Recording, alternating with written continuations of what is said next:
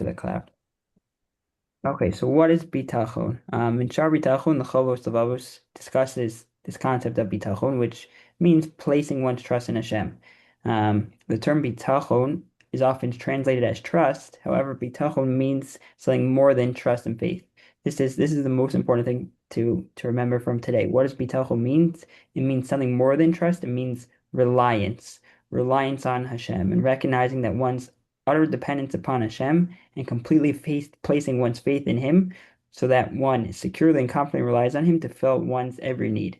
That is what it means to have a bitachon. And the art scroll Shaar Bitachon says that it's such a strong word that there's not actually a word in the English dictionary which can totally um, cap uh, capture what it means to have bitachon.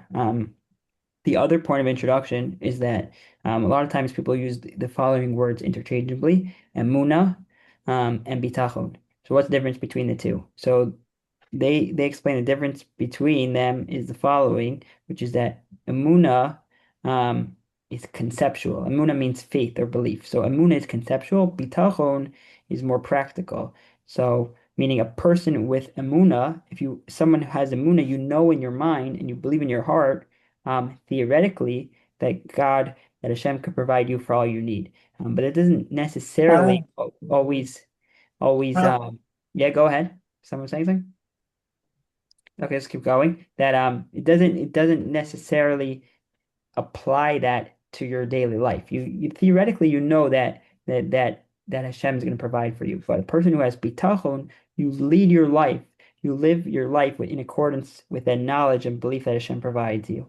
And so when you face a crisis, if a person has bitachon, you're not going to take desperate measures. You're going to rely on Hashem to provide you with what you need. Of course, though, with doing the proper amount of hishtadlus, which is a word that we'll mention a lot also, which is the appropriate measures that you're going to take also in this world. The Ramban explains that bitachon is an outgrowth of emuna. Like emuna is like a tree, and bitachon is the fruit that come from the tree. So emuna can exist without bitachon. A person can believe or and can conceptualize that it is important to rely on Hashem. That doesn't mean he'll always take the next step, which is to live his life with bitachon. So that's the introduction. Let's just start at the beginning. We'll start with Shaar Bitachon is part of Chovos Halevavos, so that's the one we're going to start with. We'll just start there's article copies like this if you want to buy one. That's one that I'm going to be reading from and translating from. So we'll begin through there and we'll go through it together. So this is the introduction to Shaar Bitachon of this chapter of Chovos Halevavos.